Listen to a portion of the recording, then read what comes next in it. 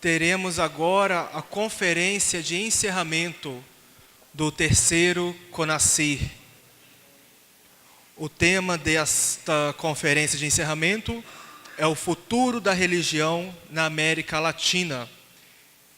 E quem vai ministrar essa conferência para nós é o professor Dr. Cláudio de Oliveira Ribeiro.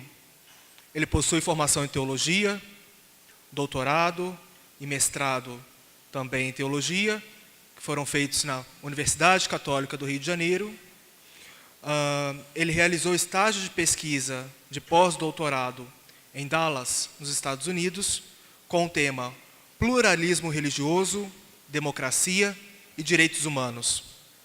Ele tem experiência docente e de pesquisa, atuando principalmente nos temas pluralismo religioso, teologia e cultura, antropologia teológica, cristologia, ecumenismo, pastoral popular, eclesiologia, pneumatologia, ciência da religião e direitos humanos.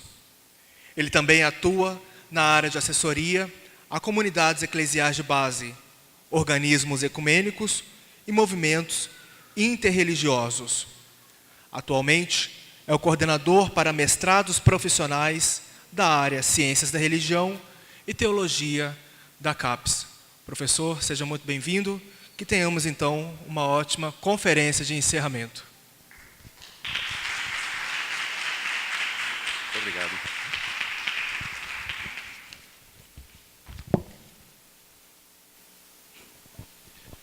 Boa noite. Eu queria dizer duas palavras iniciais.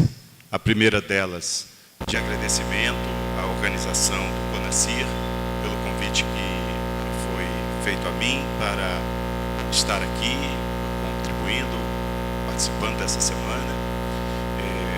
Eu tive a oportunidade de acompanhar todo o evento e fiquei muitíssimo bem impressionado com a qualidade do evento, a organização, e foi um aprendizado muito grande para mim, os temas tão variados e tão bem analisados, né? Muito obrigado, fico muito feliz de estar aqui. A segunda palavra é que nesses dias, já fazia tempo que eu não ocorria isso, eu fui acometido por um fortíssimo resfriado, que vocês devem estar percebendo pelo tom da minha voz, que em geral é um pouco mais William Bonner, né, do que está hoje, né? E eu fiquei realmente apreensivo durante o dia se eu ia ter condições de fazer esta apresentação, porque eu começava a falar e começava a tossir, né? Alguns conversaram comigo durante o dia e viram isso. E sempre temos que ter um plano B. Se por acaso isso ocorrer durante a minha fala, eu vou pedir que a gente se torne como crianças no primário e façamos um jogral desse texto que eu vou apresentar para vocês, tá bom? Então, se algum momento eu começar a tossir e a coisa não prosseguir, eu vou pedir que cada um leia um trechinho, como se fazia no ginásio, né? Primário não, no ginásio, tá bom? Eu preparei esse texto e quero fazer a leitura e espero que não seja enfadonho para vocês. O primeiro ponto é o desafio de se pensar no futuro. Falar sobre o futuro é uma das tarefas mais difíceis da vida. Na tradição cristã, por exemplo, as pessoas que se aventuraram a isso, como os profetas, foram duramente criticadas, vistas por vezes como desajustadas e, dependendo da visão que tiveram, foram mortas. O futuro é implacável. Dele sabemos apenas que a morte nos espera. Tudo mais é interpretação, intuições, apostas existenciais, teologia, fé. O teólogo Jürgen Moltmann, reconhecido como um homem de visão, já nos chamava a atenção em sua teologia da esperança. E agora vem uma citação longa de Jürgen Moltmann, que acho muito apropriado neste final do evento. Palavras dele. Mas como falar de um futuro que ainda não existe e de acontecimentos vindouros aos quais ninguém assistiu? Não se trata de sonhos, especulações, desejos e temores, que todos necessariamente permanecem vagos e indecisos, já que ninguém os pode comprovar. Não é possível haver logos, conhecimento do futuro, a não ser que o futuro seja continuação ou retorno periódico e irregular do presente. Mas se o futuro traz algo de surpreendente e de novo, sobre ele nada podemos afirmar nem conhecer, mas tão somente naquilo que é permanente e retoma regularmente. Aristóteles chama a esperança de sonho de quem está acordado. A escatologia cristã não fala do futuro. Ela toma seu ponto de partida numa determinada realidade histórica e prediz o futuro da mesma, suas possibilidades e sua eficácia futura. Até aí a afirmação de Jürgen Moltmann. Nessa mesma direção, Homi Bhabha, um dos expoentes dos estudos culturais, afirma na obra O Local da Cultura que residir no além é ainda ser parte de um tempo revisionário, um retorno ao presente para redescrever nossa contemporaneidade cultural, reinscrever nossa comunidade humana histórica. E essa frase eu acho belíssima. Tocar o futuro em seu lado de cá. São as expressões de Homi Bhabha. Nesse sentido, então, o espaço intermédio, além, torna-se um espaço de intervenção no aqui e no agora. Para o autor, além significa distância espacial, marca um progresso, promete o futuro. No entanto, nossas sugestões para ultrapassar a barreira ou o limite, o próprio ato de ir além, são incognoscíveis, irrepresentáveis, sem um retorno ao presente que no processo de repetição torna-se desconexo e deslocado. Daí a importância que eu acho, nos estudos de religião, da gente analisar o que hoje no nosso contexto está desconexo e deslocado. Chegam as pesquisas do tudo certinho e do tudo arrumadinho, né? Passado, presente e futuro fazem parte de uma mesma mistura, como a vida. São dimensões que requerem de nós constantes interpretações, revisões e tomadas de posição. Para isso, lembrem-se da conferência, da palestra do professor Eduardo Gross, né, que ele tocou muito isso no campo da importância da hermenêutica, como também um subsídio na nossa área de conhecimento para tomadas de posição. Para isso, as tensões decorrentes desse amálgama, do passado, presente e futuro, se sustentam entre a atividade negadora da realidade em que se está, o certamente não, e a capacidade imaginativa de outro lugar e de outra realidade para além da conformidade instituída, o ainda não. Trata-se de um processo de reinvenção da realidade utópica para dentro da história. Algo semelhante ao que afirmou o autor, que é Homi Bhabha, né, que citamos por último, é o espaço da intervenção que emerge nos interstícios culturais, que introduz a inovação criativa dentro da existência. Então, fazendo um jogo de palavras, talvez, e eu sei que isso é controverso, talvez a nossa pergunta seria não quais são os futuros da religião, mas que futuros nós queremos para a religião. Aí tem uma divisão aí, né? Claro que isso depende dos grupos religiosos, mas os estudos da religião também estão envolvidos nisso.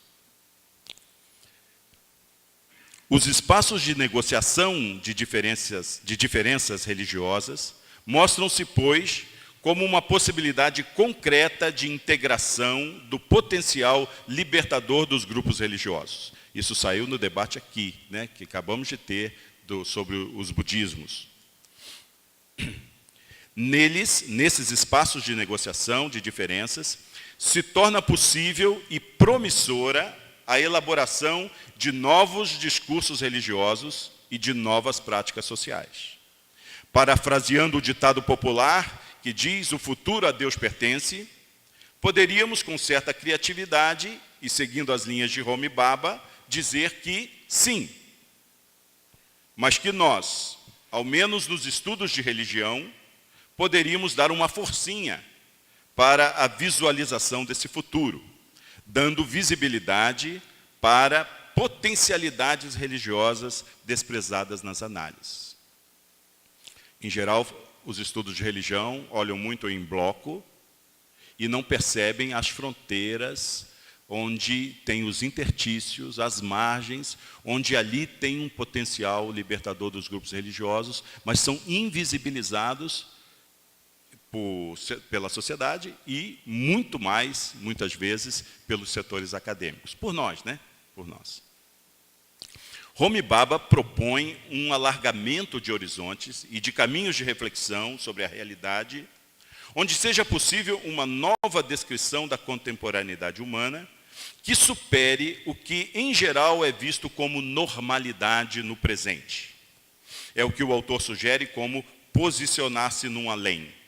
Eu acho que isso para os estudos de religião também deveríamos fazer. Quer dizer, posicionar no além para poder enxergar a realidade do quadro religioso hoje. Né? E não só descrevê-lo, né? Como a gente costuma fazer. Né? Você descreve, mas... E a pergunta, né? Hermenêutica. O futuro trata-se de uma atitude de revisão que permita retornar ao presente, reinterpretando-o, redescrevendo a contemporaneidade com novas significações e possibilidades interventivas. O futuro é, nesse aspecto, assumido desde os entrelugares, com todas as instabilidades e indefinições que lhe são características. Em direção similar, o sociólogo Boaventura de Souza Santos, em A Gramática do Tempo, propõe uma dilatação do presente, por intermédio da sociologia das ausências. Nós poderíamos aplicar, com todo respeito à organização, né, desse evento, quem esteve ausente nesse evento. Né? Quais são os grupos religiosos que nós nem falamos dele? Claro, não teríamos condição de abarcar todos, né? Lógico que não. Mas no campo da pesquisa, né, de um programa de pós-graduação, ou no campo mais nacional, né, onde é que nós percebemos essas ausências? Boaventura propõe uma dilatação do presente, por intermédio da sociologia das ausências, mas ao mesmo tempo considera ser fundamental uma contração do futuro, a partir do que ele chamou de sociologia das emergências. Acho que o Clodomir, ao sinalizar essa dinâmica social do budismo ativista, né? Me fugiu a palavra aqui, não é ativista, acho que mostra um pouquinho essa ideia de uma sociologia das emergências. Quer dizer, quando é que você dá visibilidade para grupos que estão exercendo atividades que deveriam ser melhor compreendidas, melhor analisadas. Né?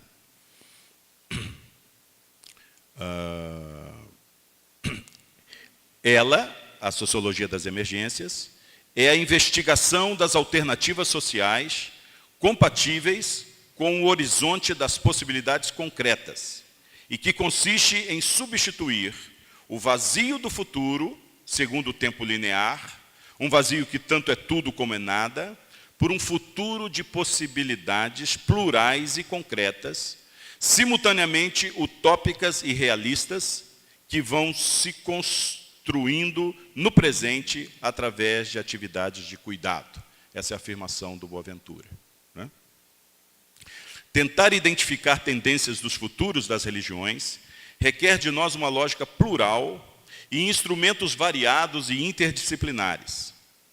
As aproximações à realidade cultural, com lógicas de alteridade, com subjetividades mais abertas e compreensões mais plurais, tanto no campo das interpretações científicas da realidade, que aí diz respeito mais às nossas pesquisas, aos nossos estudos, né? Quanto no âmbito das relações humanas e institucionais. Elas favorecem uma postura de negociação nos termos que Homi Bhabha nos apresenta e exigem certo cuidado com as práticas de mera negação do outro e de seus ideais, valores e posturas. Todos esses aspectos precisam ser interpretados, reavaliados e, como na linguagem do autor, do Homi Bhabha, traduzidos. Achei o esforço muito bacana do Rabino Alexandre Leone, né? Que ele vem falar, pressupondo talvez que é uma comunidade fortemente marcada por elementos cristãos, e ele costuma dizer, olha, na tradição judaica, aqui isso se aproxima, sim, com a tradição cristã. Acho que esse é um esforço que, no campo científico, é muito importante, não é? A tradução ou negociação entre as linguagens e símbolos religiosos se dá na medida em que as identidades religiosas não se constroem apenas na singularidade de um caminho espiritual intra-religioso, mas se desenvolve nos espaços de articulação de diferenças religiosas. Elas se dão na emergência dos intertícios, em que os valores são negociados. Conforme Homi Bhabha nos indicou, esses entrelugares fornecem o terreno para a elaboração de estratégias de subjetivação singular ou coletiva, que dão início a novos signos de identidade e postos inovadores de colaboração e contestação. Aqui eu estou muito em mente a contribuição do colega do Fonaper, qual é o nome dele? Me fugiu aqui agora. Elcio, né? O Elcio nos chamou muita atenção desse aspecto de uma necessidade de reconstrução simbólica, né? No campo do ensino religioso, no caso. Tal percepção é fundamental que esteja presente, tanto no campo das análises, que é o que nos interessa aqui, mas também no plano das vivências religiosas. Trata-se de abrir mão de um diálogo ou dicotômico para um diálogo e relacional, em que cada identidade, nesta interação religiosa, se depara com as suas fronteiras deslocadas e diferentes da sua formação como grupo inicial ou como pessoa. Tal perspectiva plural abre o presente para possibilidades futuras. As análises científicas da religião precisam estar atentas a elas, embora não seja tarefa fácil. Segundo desafio, se pensar no plural. Eu queria ter verificado, mas eu não tive condições, mas eu tive a impressão que, quando foi divulgado o CONACYR, a expressão não estava no plural, era o futuro da religião. Eu tive essa impressão. Tanto é que depois eu fui olhar novamente os futuros da religião. Aí eu gostei mais, eu me interessei mais, né? Porque, poxa, tem mais de um, né? Tem mais de um, não é só o futuro, né? Porque imagina, se o futuro for algo que eu não desejo, eu estou ferrado, né? Então, se tem futuros, a gente vai encontrar. E eu estou certo na minha percepção ou não? Se não foi, eu tive essa impressão que quando eu vi, né? Eu era o futuro da religião. Depois veio os futuros da religião. Inclusive, esse texto eu dei o nome Os Futuros, não é? Porque para ser compatível com o título do evento, né? De um modo geral, que é no plural. Então, o plural é um desafio enorme.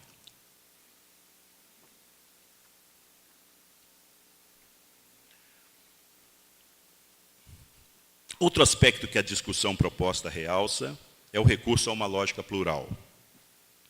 A própria expressão futuros, usada no plural no título desse evento e desse texto, revela outra perspectiva metodológica. De minha parte, tenho procurado elucidar, nos estudos de religião, o princípio pluralista, assim como nós temos o princípio protestante, o princípio esperança, né, do Ernest Bloch, né, princípio misericórdia, do John Sobrino, né, na tradição teológica, né, latino-americana. Trata-se de um referencial de análise facilitador de melhor compreensão do complexo e variado quadro religioso.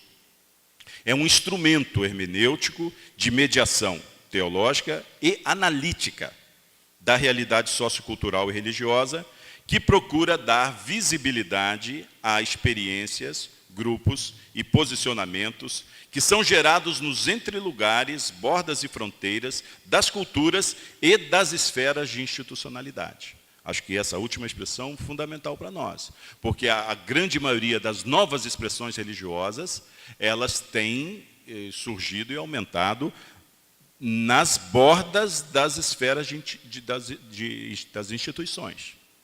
É algo que você nunca sabe se é ou não é, né? É sempre um e, né, melhor dizendo.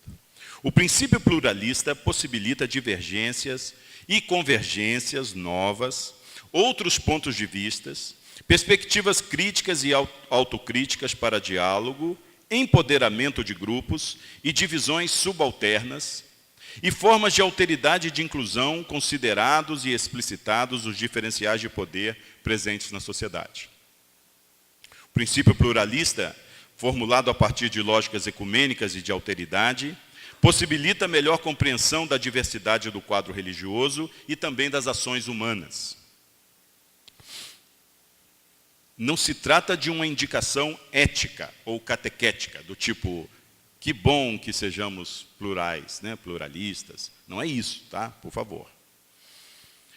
Com o princípio pluralista, as análises tornam-se mais consistentes, uma vez que possibilitam melhor identificação do outro, especialmente as pessoas e grupos que são invisibilizados dentro da visão sociológica que Boaventura, como já nos referimos, chamou de sociologia das ausências.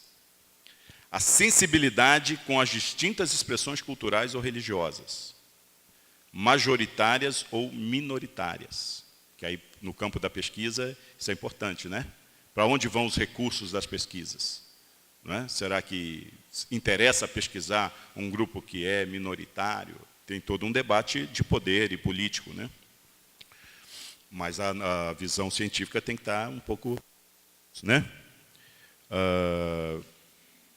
A sensibilidade com as distintas expressões culturais ou religiosas, majoritárias ou minoritárias, fronteiriças ou não, contribui para uma sociologia das emergências de novos rostos, variados perfis religiosos, multiplicidades de olhares, perspectivas e formas plurais de atuação. Com essa perspectiva policromática, os esforços em identificar os futuros das religiões poderiam, a meu ver, né, encontrar maior êxito. O princípio pluralista segue a concepção de entrelugar como trabalho fronteiriço da cultura, conforme nos indica Homi Bhabha, que requer um encontro com o novo, que não seja mera reprodução ou continuidade de passado e presente. O local da cultura, para usar o sugestivo título da obra citada, é fundamental no processo de se estabelecer mediações socioanalíticas para as interpretações teológicas e também para as análises científicas da religião em geral. O conceito entre lugar está relacionado à visão e ao mundo, está relacionado à visão e ao modo como grupos subalternos se posicionam frente ao poder e como realizam estratégias de empoderamento. Tais posicionamentos geram entrelugares em que aparecem com maior nitidez questões de âmbito comunitário, social e político. A posição de fronteira, tem tiliquianos por aí, né? Então sabem que isso não caiu do céu, né? A posição de fronteira permite maior visibilidade das estruturas de poder e de saber, o que pode ajudar na apreensão das subjetividades de povos subalternos. Tal visão está associada à perspectiva dos estudos culturais, que em solo latino-americano ganhou, a partir dos estudos, sobretudo do peruano Aníbal Quijano, e dos argentinos Henrique Dussel e Walter Mignolo, um novo conteúdo crítico. Trata-se da perspectiva, ou também chamado o giro decolonial. Essas expressões, que se distinguem do pós-colonial ou do descolonial, possuem um sentido estratégico, que revela interpelações políticas e epistemológicas de reconstrução de culturas, instituições e relações sociais. Estou absolutamente consciente das divergências que uma posição como essa pode encontrar na academia. Talvez seja uma coisa quase geracional, embora eu seja novo ainda, né? Mas na minha época isso era um valor.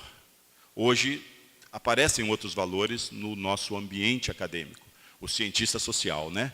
O neutro. Eu não sou nem de um lado, nem de outro. Eu só descrevo os fatos. Então, esse debate está colocado para nós, né? Na nossa área, isso aparece muito fortemente, né? Tais interpelações críticas são marcadas por certo caráter propositivo e prático. Acho que aqui tem um elemento de divisão, né? E por ações concretas no âmbito cultural e político.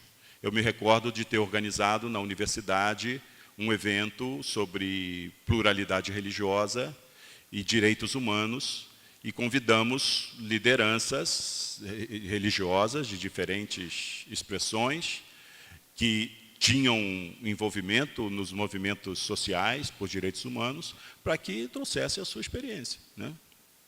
Críticas não faltaram, do tipo, isso não é lugar, isso não é coisa para a universidade, isso aí tem que ser feito em outro lugar. A universidade é o lugar da análise dos acadêmicos, nós não temos aqui que trazer depoimentos de pessoas religiosas, né? Então, para vocês verem as tensões que isso existe, né? E a gente precisa enfrentá-las, né?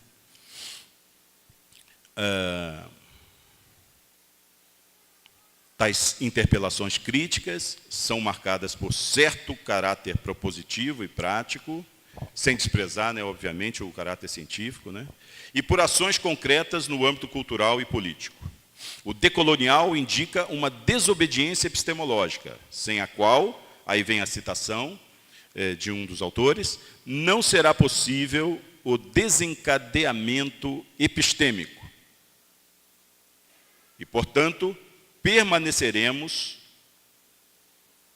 no domínio da oposição interna aos conceitos modernos e eurocentrados, enraizados nas categorias de conceitos gregos e latinos e nas experiências e subjetividades formadas desta base.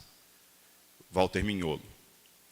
A tarefa decolonial consiste em construir a vida a partir de outras categorias de pensamento que estão para além dos pensamentos ocidentais dominadores. Um exemplo, as narrativas. Nós não sabemos o que fazer com as narrativas, né? Ou admiramos as narrativas religiosas, mas ela fica sempre como um certo mal-estar nos ambientes acadêmicos. Está aqui o Emerson com o seu texto das narrativas míticas, né? Possivelmente alguém vai dizer, mas sim, e daí? Eu, por exemplo, ao contrário, acho importantíssimo. Na universidade, eu propus aos estudantes, dentro de uma temática, que nós lêssemos um teólogo que trabalha com teopoética. Rubem Alves, conhecido de todos. E eu falei para os estudantes, se alguém quiser reclamar lá na coordenação que não está tendo aula e é só enrolação, né? porque nós lemos o Creio na Ressurreição do Corpo. Conhece um livrinho assim? Né? Então eu falei, vocês podem ir lá na coordenação reclamar que não está tendo aula, que virou um, né, como é que chama, um sarau, ou virou o que for. Né? Resultado, até onde eu sei, ninguém foi reclamar, e fizemos uma reflexão bastante densa do que a narrativa teopoética nos apresenta. Né? Agora, nos estudos de religião, nós sempre nos deparamos com esse tipo de limitação. Tá? Sigamos. Onde está aqui? Onde está? A tarefa trata-se de uma postura e atitudes permanentes de transgressão e de intervenção no campo político e cultural, na incidência das culturas subalternalizadas e invisibilizadas, nas quais se pode identificar, visibilizar e incentivar lugares de exterioridade e de construções críticas, alternativas e plurais. Mais uma vez, o Walter Mignolo diz, o paradigma decolonial luta por fomentar a divulgação de outra interpretação que põe em evidência uma visão silenciada dos acontecimentos. E, ao mesmo tempo, revela os limites de uma ideologia imperial que se apresenta como a verdadeira e única interpretação. Nessa perspectiva, os futuros das religiões podem ser não somente percebidos e terem suas tendências identificadas nas análises, eu espero fazer isso aqui ainda hoje, mas eles podem ser, sobretudo, construídos. É óbvio que isso se trata de tarefa dos próprios grupos religiosos e da interação deles com a sociedade. Mas os estudos de religião podem cooperar, oferecendo análises cujas bases sejam sólidas e, ao mesmo tempo, criativas. O princípio pluralista, portanto, arquitetado sobre a noção de entre lugares da cultura e estabelecido também sobre duas grandezas, alteridade e ecumenicidade, pode reforçar as experiências religiosas que se constituem como aprofundamento dos processos de humanização, da democracia, da cidadania e da capacidade contra-hegemônica na defesa dos direitos humanos e da terra. O mesmo é possível afirmar em relação à necessidade de tais experiências serem vistas e analisadas, considerando-se as relações assimétricas de poder presentes na sociedade e as formas de colonialidade. Em ambos os casos, alteridade e visão ecumênica são chaves significativas de interpretação do quadro de pluralismo religioso e das tendências de configuração no futuro. Eu já vi análise de projeção de futuro, onde o analista basicamente achava que só a experiência religiosa que ele pertencia ou conhecia é que deveria ser citada. As demais é como se não existisse, né? E nós estamos vendo aí no Brasil essa efervescência religiosa aí, né? E tal. Muito bem. A lógica de um princípio pluralista está presente em diferentes autores e autoras, mas a expressão princípio pluralista tem um certo caráter inédito. É fato que a nomenclatura, especialmente por sua sonoridade e constituição, nos remete à ideia de pluralismo de princípio. Muitos devem aqui já terem ouvido, né? O professor Faustino Teixeira sempre destacou muito isso, a partir de Claude Geoffrey e Jacques Dupuy. Para eles, além do pluralismo religioso de fato, como uma das marcas da realidade social, o pluralismo de princípio seria uma plataforma teológica que reconhece e valoriza a realidade do pluralismo religioso como vontade e automanifestação divinas, para que a ultimacidade se revele por meio da diversidade de culturas e religiões. Então, estou fazendo aqui uma distinção do princípio pluralista e do pluralismo de princípio. Tá?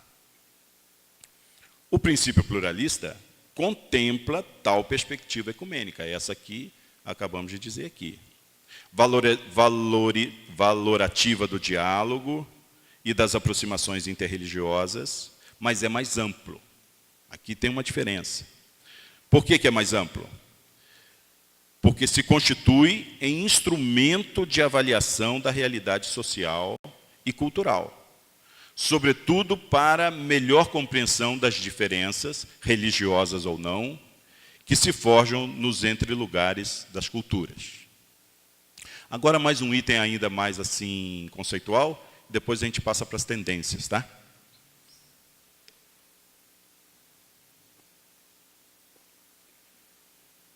Nunca usem PowerPoint assim, tá?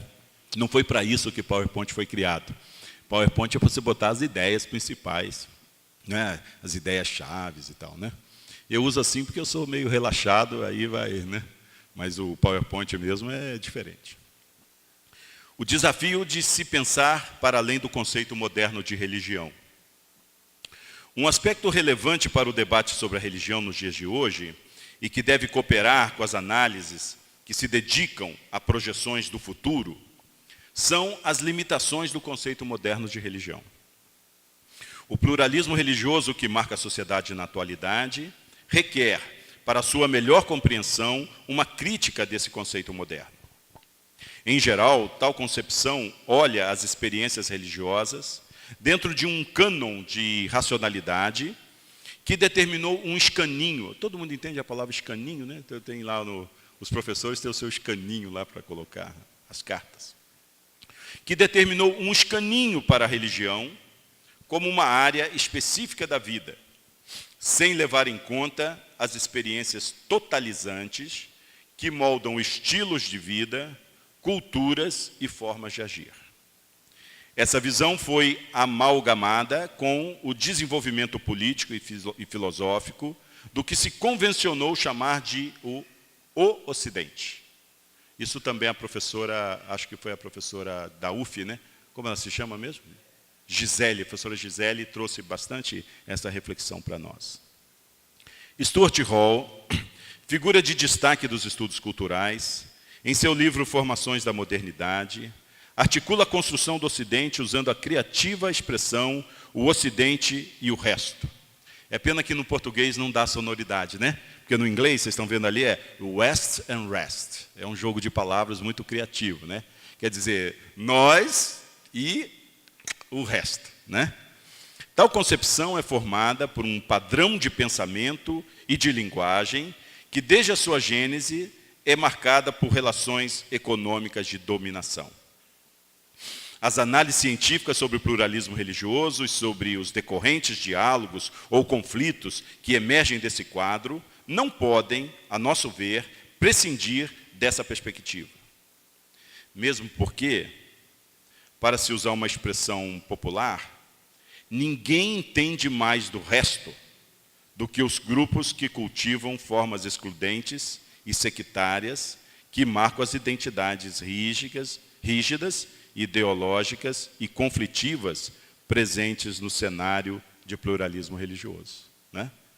Somos nós e o resto. Quer dizer, o resto é o que não tem nenhum valor. Dentro desse contexto de ressignificações, destacamos o fato do conceito moderno de religião, articulado com a noção ideológica do Ocidente e, em geral, adaptado aos cristianismos tradicionais, não corresponder, né, às necessidades de avaliações mais apuradas das religiões tradicionais e populares. Aqui talvez eu devesse listar aqui, essas religiões tradicionais e populares, né? Mas vocês têm a noção, né, daquilo que, em geral, eu me recordo um caso que surgiu muito na mídia, de um juiz do Rio de Janeiro que fez um seu trabalho baseado na ideia de que as religiões afro, aquilo não era um conflito religioso, porque elas não podem ser consideradas religião, porque elas não têm um livro sagrado, né? Isso é um juiz, né? Isso ganhou uma repercussão, um debate grande, né, na época. Isso tem o quê? Uns 2 anos, né, ou mais? Já não me lembro bem, né? Muito bem. Nesse sentido, consideramos urgente uma crítica ao conceito moderno de religião que, por ser compartimentalizado e não valorizar a complexidade e integralidade da vida, não favorece as compreensões mais orgânicas e integradoras dos espaços cotidianos, como é o caso de expressões religiosas afro-brasileiras e orientais, entre outras. O mesmo se dá com as expressões de espiritualidades descoladas das formas religiosas institucionalizadas. Eu volto aqui à mente a apresentação do professor Volney, né? Ele mostrou justamente isso. Aliás, essa expressão ele usou, espiritualidades descoladas das formas religiosas institucionalizadas. Inclusive, as pesquisas em torno do censo, né? Como o censo tem fragilidades, né, na sua metodologia, avançou muito nas últimas décadas, mas é muito frágil, porque qual a porcentagem de pessoas das religiões afro-brasileiras? Vai no censo. Chega a ser ridículo, né? Uma pesquisa que vai passear no Rio de Janeiro ou em Salvador, você já vê que ali tem um furo metodológico incrível, né? Talvez por isso. Embora a cultura moderna tenha se autoafirmado a partir de um discurso pretensamente secular e secularizante, ao buscar uma delimitação do espaço específico da religião, o que as análises têm mostrado é um deslocamento do religioso para fora de suas esferas tradicionais, podendo ser identificado nas práticas econômicas, nas formas de entretenimento e outras dimensões da vida secular. O concretamente experimentado acontece nos entrelugares das culturas, o que abarca o cotidiano e as fronteiras das diferentes dimensões da vida. Eu queria fazer uma pesquisa sobre casamentos religiosos em buffets. Já estão sintonizados com isso? Os buffets agora têm as suas próprias capelas, eles oferecem no serviço o serviço religioso, né? Eu conheço uma pessoa que faz isso, né? E ela não tem qualquer formação teológica, assim, e também não tem qualquer pertença religiosa. Ela organiza a celebração da forma como você indicar para ela. Então, se você tem na sua família tendências e experiências espíritas, ela vai montar com os textos próprios do Espiritismo. Isso, gente, não é um caso, não, hein? Isso está presente na grande maioria das cidades brasileiras. Tá? É muito interessante. Isso é uma fronteira, né? Porque isso é religioso ou não é religioso? Né? Então, aí tem uma... E as pessoas levam a sério. Não é brincadeira, não é assim, só para constar, não. Fazem questão, é uma coisa que tem um valor especial para a família. Seria um sacramento, né? Muito bem. Nem sei onde eu estou mais aqui. Com isso, entendemos ser possível interpretar mais adequadamente as formas religiosas tradicionais e populares no país, institucionalizadas ou não, suas diversidades internas, como uma tentativa de conferir a elas o peso que possuem no quadro religioso brasileiro no futuro. E agora eu vou apresentar 3 tendências, tá? Assim, claro, seria muito mais, né, se a gente fosse com mais profundidade. E vocês podem identificar outras, né? Ou até mesmo dizer que essas não são as principais tendências para o futuro. Uma tendência para as próximas décadas é a perda da importância da religião como organizadora do mundo e como mobilizadora da vida em função da força da economia. Aqui um parentezinho que eu gostaria muito de pensar também da força da sexualidade humana. Mas como eu não entendo disso, pelo menos não em teoria, eu fico um pouquinho assim, eu queria pensar mais isso. E acho que o processo eleitoral brasileiro, recente agora, representou isso, sabe? Porque religião, a religião, os evangélicos definiram nada, porque senão seria o presidente, o nosso querido Cabo Daciolo, certo? Ele é o evangélico para valer, né, de verdade. Então não é porque é religião, Eu acho que são outras questões. Mas essas outras questões eu não entendo bem. Então, não estou trazendo para o debate porque eu realmente não entendo. Agora, a economia, isso tem muita gente que se debruçou, não é? Sobre essa força. A sedução que as formas de consumo, na lógica do capitalismo, exercem sobre as pessoas, tornou o sistema econômico, especialmente pela sua tendência totalizante, um substitutivo do religioso. Tal perspectiva confirma, em certo sentido, as teses que, ao seguirem Walter Benjamin e Paul Tillich, defendem a ideia da força do sistema capitalista como religião, subtraindo dela a importância na organização da vida. No entanto, as religiões como tais, em suas diferentes tradições e sistemas, mantêm polos significativos de presença pública, ora como manutenção do status quo, ora como força de contestação social. Esse quadro, já presente na atualidade, tenderia a se intensificar. Tal visão é o que, em certo sentido, Alberto Moreira, nosso colega da PUC Goiás, do Programa de Ciências da Religião, indica, é o que ele indica ao apresentar mudanças duradouras no quadro das religiões da sociedade globalizada.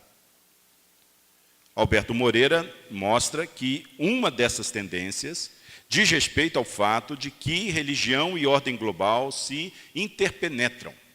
Isto é, apesar de tudo que foi dito a respeito da perda de importância social das religiões, como tais, devido à função religiosa do capitalismo, é preciso afirmar que, aí é a palavra dele, né, a religião continua um fator importante de transformação social.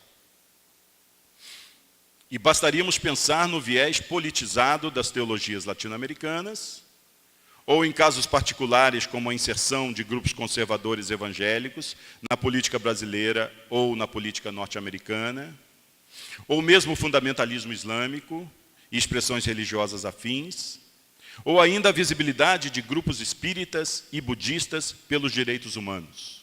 Se vocês acompanharem na revista eletrônica Carta Capital, a cada semana há uma coluna de um jovem professor chamado Franklin Félix. Essa coluna se chama Diálogos da Fé, cada dia é uma pessoa de expressão religiosa distinta, e o Franklin Félix fala do espiritismo a partir da experiência dele no movimento Espíritas pelos Direitos Humanos. Imagine as controvérsias no meio espírita que não surgem com as colocações dele e do grupo, né? Espíritas e budistas pelos direitos humanos e tantas novas formas religiosas politizadas para percebermos que, de fato, a religião se mantém vigente na esfera pública. Indicamos, portanto, a necessidade de se avaliar a força da economia em contraposição à força das religiões, em suas formas explícitas, suas especificidades e institucionalidades, especialmente no tocante ao ordenamento da vida e à formação dos valores individuais e coletivos. O debate sobre os futuros das religiões está diretamente implicado nessa tensão. Uma segunda tendência será a cada vez maior diversificação do quadro religioso. Eu estou falando muito alto? É porque aqui eu não tenho o retorno. Tá? Desculpe perguntar isso, tá? Porque eu tive essa impressão. Obrigado. Outra análise necessária é a intensificação da diversidade religiosa a partir da emergência de novas formas religiosas, cada vez mais híbridas e recompostas, e, devido à polarização interna presente em cada grupo, motivadas especialmente pelas fronteiras das experiências religiosas com a economia, com a política e com a sexualidade. De fato, a vivência religiosa no Brasil, assim como em outras partes do globo, sofreu nas últimas décadas fortes mudanças.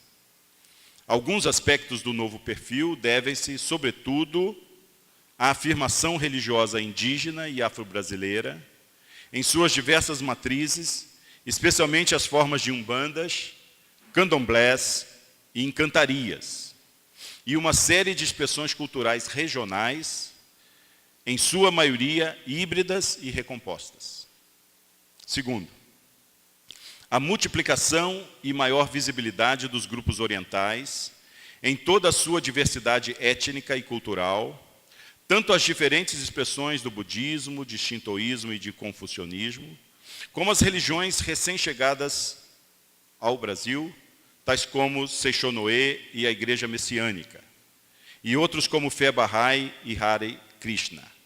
A Igreja Messiânica, tem até uma história engraçada, um estudante que eu orientei, ele fez a graduação de teologia na Faculdade Messiânica, lá em São Paulo.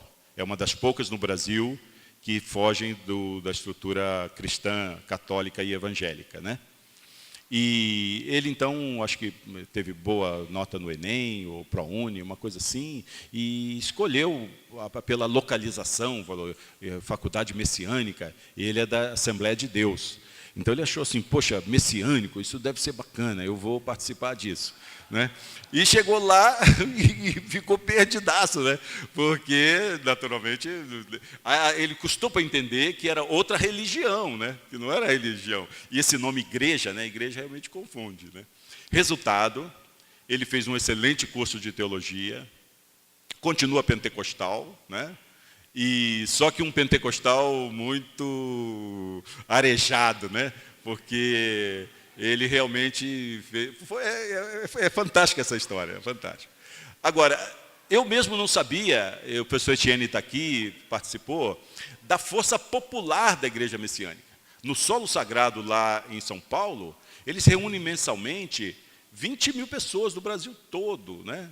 Nós tivemos lá, o Etienne também foi, mais de uma vez, né? Realmente é uma coisa magnífica, né? E de muita adesão, e de pessoas pobres, pessoas muito pobres, né? De diferentes níveis sociais, mas uma penetração enorme no campo popular, pessoas negras, né, liderando o processo, muito interessante. Tá? Um outro ponto, a presença pública, embora minoritária, eu estou falando do Brasil, né?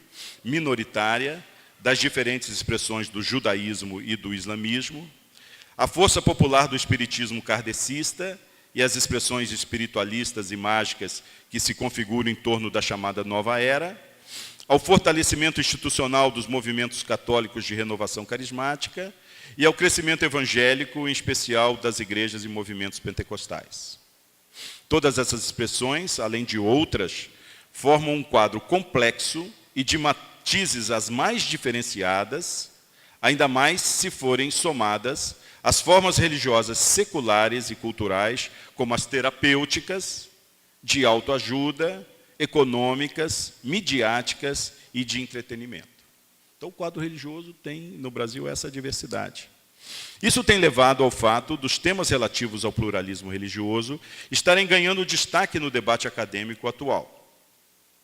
Em parte, tal ênfase se dá como resposta à realidade sociocultural, na qual encontramos nas últimas décadas maior visibilidade da diferença religiosa no Brasil e no mundo, maior intensidade no debate sobre religião e democracia, especialmente os temas ligados à laicidade do Estado, mas também a ambiguidade de termos, ao mesmo tempo, situações conflitivas e busca de diálogo entre grupos religiosos distintos em diferentes áreas da vida social.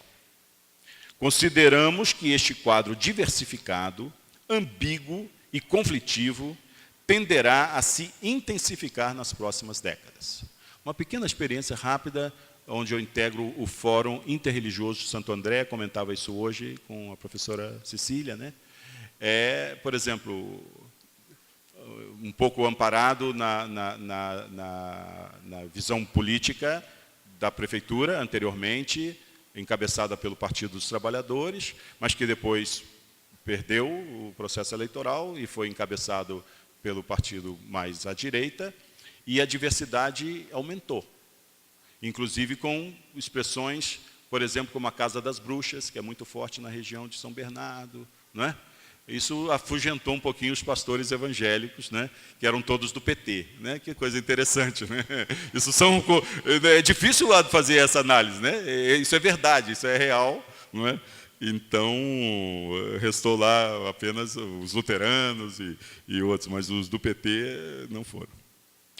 Então, essa diversidade, ela tem tido maior visibilidade e, para os estudos de religião, ela é sempre um desafio. Em termos do campo cristão, então aqui eu queria fazer um parêntese enorme aqui sobre o campo cristão, tá? Majoritário em terras brasileiras, temos elencado uma série de questões que somente poderiam ser melhor equacionadas se as práticas das igrejas fossem desenvolvidas mais livremente, sem engessamentos ou amarras institucionais, em formas de redes ecumênicas mais amplas, que envolvessem pessoas e grupos no interior das igrejas e de fora delas. O ecumenismo formal das igrejas tradicionais deixa de beber de fontes preciosas, advindas das experiências de uma série de pessoas e grupos que, em geral, estão fora da institucionalidade eclesiástica ou ecumênica. Olha, observe isso aí, né? Com o princípio pluralista, procuramos dar visibilidade, por exemplo, ao número significativo de pentecostais e batistas que atuam em áreas periféricas, como favelas e ocupações rurais e urbanas, comunidades evangélicas inclusivas que integram pessoas homoafetivas na dinâmica eclesial, incluindo o ministério pastoral, são pastores e pastoras, né? Grupos de juventude ecumênica que transitam por diferentes expressões religiosas, cristãs e não cristãs, e que propõem novas pautas políticas e pastorais, fóruns interreligiosos em torno de místicas ou de discussões de políticas públicas orientadas pela laicidade do Estado, grupo de mulheres católicas e evangélicas que lidam com situações complexas e cotidianas em torno da corporeidade, da sexualidade e da liberdade. Esses grupos não são tão pequenininhos assim. A gente que acha que é, porque são invisibilizados. E a gente tem referências que a gente liga, vamos chamar alguém evangélico, o Silas Malafaia, tá certo. Assim faz a Rede Globo, né? Agora, na análise científica, a gente teria que, né, abrir um pouco mais aí o campo de análise. Lideranças negras que discutem formas de enculturação da fé, articulação de grupos que debatem situações concretas em torno dos direitos humanos, econômicos, sociais, culturais e ambientais, círculos e espaços teológicos alternativos. Tem um monte no campo evangélico, no campo católico, de pequenos grupos que se articulam, mas que não têm nenhuma, ou não têm visibilidade. Além disso, são crescentes os grupos em diferentes tradições religiosas, com maior ou menor autonomia, articulados ecumenicamente ou não, que cultivam espiritualidades ecológicas, devido à crise de sustentabilidade da vida, espiritualidades ecumênicas, em função da valorização do pluralismo religioso, crescente hoje na sociedade. Espiritualidades inclusivas, em especial movidas pelo valor e pelo lugar da sexualidade humana no processo teológico, por ser elemento estrutural da vida. E espiritualidades comunitárias, nas quais a vivência em comunidade realce a gratuidade, a liberdade e autenticidade humana, como contraponto às formas de violência, de individualismo, de consumismo, de insensibilidade humana e de segregação. Acho que o pentecostalismo aí tem um universo a ser conhecido e estudado que a gente não tem noção. Uma deputada estadual do Rio de Janeiro, não sei se foi uma das mais votadas, que é pastora pentecostal de uma comunidade majoritariamente negra. Eu achei muito interessante como ela articula a política e a religião, sabe? De uma forma diferente, né? É muito interessante. Ela não parece secularizar o discurso dela, me parece. Só esqueci o nome dela, mas é fácil de achar aí. Nas próximas décadas, deixa eu beber uma aguinha aqui, tá?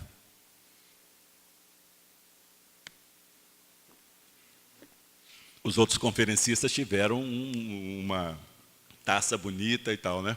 Mas eu abri mão porque eu não quis ficar sentadinho ali, então eu estou tomando aqui no bico, né? Isso não é um bom exemplo para vocês. Mas é bem mais prático. Eu já teria derrubado todas as taças aqui. Muito bem.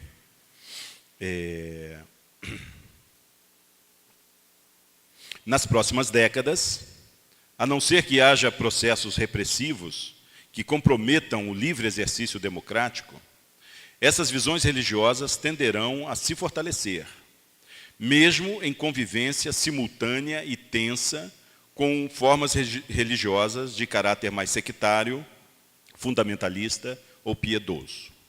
Terceiro ponto, novas configurações religiosas. Em nossas análises, temos enfatizado que as implicações oriundas dos processos de globalização no campo religioso são diversas e se tornam nítidas em várias frentes e em outras nem tanto. Os efeitos desses processos são variados e se tornam evidentes, sobretudo na velocidade das transformações culturais e em diversificadas formas de hibridismo cultural que configuram novas composições religiosas, muitas vezes inéditas e de difícil análise. Novas configurações religiosas deverão realçar o quadro de pluralismo em pelo menos duas esferas. Primeiramente, dentro do campo especificamente religioso, tanto nas fronteiras das diversificações internas de cada grupo, o que nos leva a nos referirmos sempre no plural: espiritismos, cristianismos, catolicismos, pentecostalismos, candomblés, umbandas, encantarias, islamismo, budismos, né? Nós vimos aqui diferentes visões, né? Tanto dentro do campo especificamente religioso, né? Como foi citado aqui, quanto nas fronteiras e interações interreligiosas que podem ser conflitivas ou harmoniosas. A segunda esfera refere-se às interações das vivências religiosas com dimensões públicas e seculares da cultura, expressas na vida cotidiana, tais como práticas econômicas, formas de entretenimento. Práticas econômicas é muito interessante no ambiente da Igreja Universal do Reino de Deus. Como que efetivamente há uma assessoria direta aos grupos para a organização de microempresas. Não é só dizer assim, vamos orar, né? Isso é o analista que não olha o entrelugar da cultura, né? Não é só vamos orar para enriquecer. Não, nós precisamos estabelecer práticas econômicas concretas e você vem aqui que há um assessor que vai te dizer o que funciona numa microempresa e o que não funciona numa microempresa. Não é? Então, quer dizer, não é só o discurso religioso, né? Existem práticas econômicas concretas que, de fato, possibilitam o crescimento econômico daquela família, daquela pessoa. Né? É uma lista, né? Tais como práticas econômicas, formas de entretenimento, exercícios terapêuticos e de valorização da saúde, espiritualidades não explicitamente religiosas, cerimônias religiosas de casamentos em bufês e outras. Tais zonas fronteiriças, somada à esfera especificamente religiosa, tornará o campo religioso cada vez mais complexo e plural. Não se pode esquecer o peso estruturante da matriz religiosa e cultural brasileira e a relação dela com a diversidade religiosa. Este elemento não vai desaparecer no futuro. Quer dizer, os 500 anos que nós temos de sedimentação da cultura brasileira dentro da tradição ibérica, nesse amálgama com as cosmovisões indígenas e africanas, isso está presente em nós, isso não vai acabar. Os aspectos históricos e antropológicos possuem considerável destaque, em especial pelas raízes das cosmovisões indígenas e africanas, sempre porosas e passíveis de interação com outras, e pelas dimensões mágicas e místicas do catolicismo ibérico, né, de Portugal e Espanha, que é o que marcou o Brasil. Né? Nós não temos o catolicismo francês. Né? No entanto, Também estamos atentos no tocante às relações entre religião e cultura, especialmente, como já referido, as propostas e ênfases totalizantes e hegemônicas do capitalismo, que reforçam as culturas do individualismo e do consumismo. Outro aspecto é a relação do complexo cultural, que reúne os processos de valorização e emergência das dimensões sensoriais e a mediatização da religião, ambos em fase crescente de intensidade no quadro de pluralismo religioso. Então, eu estou apresentando aqui nessas novas configurações vários elementos, né? Então, o primeiro, essa ideia de como é que vai se tornando híbridas, né? E diferenciadas as expressões religiosas. A segunda, o peso da matriz religiosa brasileira, que ainda vai se urbanizando e vai formando novas expressões religiosas. E, em terceiro lugar, esse, que é a emergência das dimensões sensoriais e a mediatização da religião. Partimos do pressuposto que os processos de secularização, vividos em meio à modernidade, não produziram, como se esperava, a atenuação das experiências religiosas. Ao contrário, elas ganharam apego popular, espaço social, bases institucionais mais sólidas e momentos de reflorescimento, tanto no campo cristão, majoritário no Brasil, como em outras matrizes religiosas. Nesse contexto, a maior ou menor capacidade dos grupos religiosos em responder às emergentes subjetividades, sobretudo sensoriais, de diferentes grupos sociais e apresentarem suas propostas dentro das estruturas de mediatização do religioso, tornará o quadro religioso ainda mais diferenciado no futuro. O papel desempenhado pelas mídias na divulgação e propagação das diferentes formas religiosas, tradicionais ou não, não obstante os simultâneos processos de padronização e massificação delas, é crucial para as nossas análises. O cinema, a televisão, a literatura e a internet, hoje, representam veículos eficazes de comunicação do sagrado e são ferramentas de explicitação do pluralismo religioso. Como contraponto, é oportuno lembrar que aqui fala-se um velho marxista, né? A gente sempre tem uma recaída, né? Aqui tem uma recaída, né? Como contraponto, é oportuno lembrar que a presença religiosa, pela ação das mídias, requer certa conformidade com a lógica do capitalismo. Ou seja, a exposição midiática das mais variadas religiões não garante necessariamente a efetivação da pluralidade. Eu gosto de ver os programas na televisão, né? Sem o som, eu não boto o som. Vou passando todos os canais religiosos e vou adivinhando, se bem que às vezes tem o símbolozinho da emissora, né? Eu gosto de adivinhar, esse é católico. Quando é muito enjoado, aquelas músicas muito paradas, é católico. Quando é uma plástica mais assim, né, urbana e tal, isso é evangélico, né? Só que tem também da Umbanda, né, tem do Espiritismo, né? A Casa das Bruxas lá tinha um programa na TV interna lá da região do ABC, onde eu moro, né? Mas isso é muito interessante. Na verdade, o que eu estou dizendo é que é tudo igual, né? No fundo é tudo igual, massificado, né? Mas as pertenças são variadas, né? Então é um pluralismo, né? Não podemos dizer que não é um pluralismo.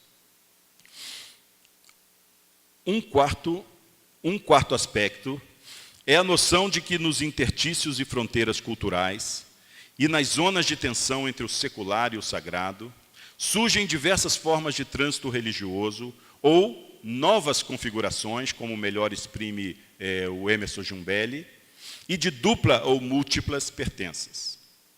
Esta é outra realidade de destaque da pluralidade religiosa que deverá se intensificar no futuro. Tais formas não estão desconectadas das tendências do sistema econômico marcadas pela diversificação de ofertas, práticas e costumes, garantindo, como temos afirmado, a própria lógica sistêmica e seus interesses. O trânsito religioso, em seus diferentes tipos, não é privilégio dessa ou daquela religião, mas ele é mais comum entre religiosidades mais acentuadamente porosas e menos institucionalizadas e, por isso, mais flexíveis em suas interfaces culturais.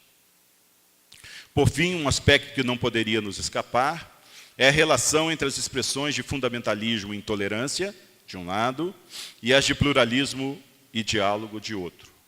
Vocês acham que quem vai ganhar no futuro essa batalha aí? Isso seria legal, um debate assim, ao invés de vocês fazerem perguntas para mim, eu mesmo fazer perguntas para vocês, né? Quem que vai ganhar, que vocês acham? Assim, vamos dizer, nos próximos 10 anos, vocês acham que quem vai se fortalecer mais? O fundamentalismo e as formas religiosas mais intolerantes ou as formas mais de respeito mútuo, tolerância e pluralismo? Quem acha que é o fundamentalismo? Levanta a mão aí para eu ver. Poucas mãos. Quem acha que é o pluralismo? E quem não acha nada e nem está afim de levantar a mão? Pô, eu não vim aqui para ficar fazendo isso. Muito bem. O que eu estou dizendo, né, é que, porque aí não se trata de desejos, né? Aqui é um desafio para o campo nosso do estudo das religiões, né? Tem sido comum no quadro religioso brasileiro, em diferentes confissões, uma concepção unilateral e absoluta da verdade, que tende ao dogmatismo, o que inibe, entre outras coisas, o diálogo entre a fé e as ciências, entre religião e secularidade e entre grupos religiosos distintos. Há certa refutação religiosa das perspectivas antropológicas que levam em conta as formas de evolução do universo e da vida humana, as explicações mais racionais da vida e a possibilidade de visões plurais. Tais ideias, que possuem uma longa história para além do contexto brasileiro, são recompostas com novas ênfases, mas mantêm resguardada certa oposição às formas de autonomia humana. Tudo que está associado à autonomia, né, em geral, são refutadas nessas visões. No campo cristão, tanto católico como evangélico, são visíveis, por exemplo, as reações contra posturas mais abertas no campo da sexualidade, especialmente no que se refere ao direito das mulheres ao próprio corpo e ao prazer, e também à homossexualidade. Consideramos que para o debate sobre o pluralismo religioso, e projeções para o futuro, né, também, é de fundamental importância um aprofundamento sobre as raízes históricas dos movimentos fundamentalistas, compreendê-los bem, sem simplificações maniqueístas. Eu acho que a gente já tem que superar essa ideia de coitadinho do fundamentalista que não entende nada do mundo, né? Também podemos pensar, coitadinho de nós que não entendemos nada do que significa, na organização da vida, uma visão religiosa fundamentalista, né? Muito bem. Acho que eu não vou ler essa parte de considerações finais, tá? Porque é mais ou menos um resumo, tá? Eu vou parar por aqui. Eu só peço os dois últimos parágrafos, né? O último parágrafo que diz assim: se essas tendências se confirmarão ou não nas próximas décadas, não sabemos com exatidão. E é bom que não saibamos, porque senão não tem pesquisa, né? Porque se todo mundo sair daqui, eu já sei, você vai pesquisar o quê? A pesquisa é justamente nessa, eu falo para os estudantes, mas para nós professores também, né? Olhares múltiplos e plurais, com permanente e rigorosa atenção aos entrelugares da cultura, são imprescindíveis para termos uma ideia dos novos quadros. Muito obrigado pela atenção de vocês, tá bom?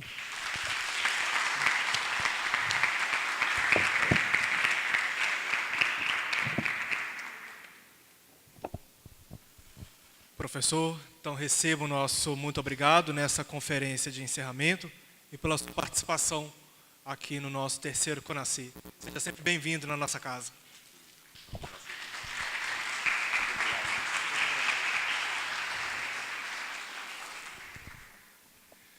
Ufa! Chegamos então ao fim do terceiro CONACYT. Mas é importante, né, que esse CONACYT não se encerre por si só. A gente volta então, né, para as nossas casas, para as nossas cidades, para as nossas universidades, e a gente leva, né, na nossa mala tudo aquilo que a gente escutou aqui, todas as nossas partilhas. A gente não preparou um encerramento. A gente só tem a dizer muito obrigado aos professores que acreditaram em nós, alunos do programa de pós-graduação em Ciência da Religião. A gente agradece a presença de cada um de vocês. Sem vocês, esse congresso não aconteceria. E a gente espera, né, ver esses rostos bonitos no ano que vem. A nossa equipe trabalhou durante 9 meses, sem parar. E nasceu, né? E é isso, gente. A gente tem o nosso agradecimento, o nosso muito obrigado a cada um de vocês. E tem uma festa para nós agora, para a gente poder comemorar, para a gente beber, para a gente poder comer. E tenhamos todos uma boa noite. Quem vai viajar, boa viagem. Quem vai dormir, bom descanso. E até o próximo Conasci. Muito obrigado.